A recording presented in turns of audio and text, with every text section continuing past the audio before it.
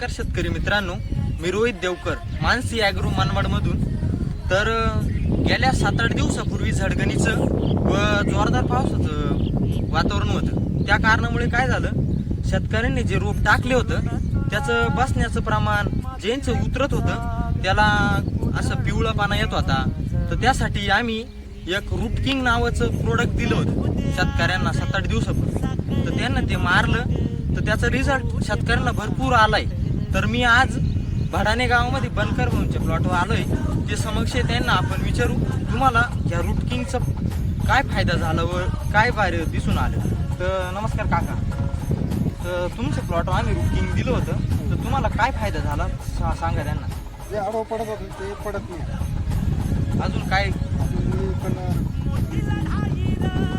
पहिले तुमचं 7-8 दिवसापूर्वी रोप कसं होतं, आज काय बदल झाला?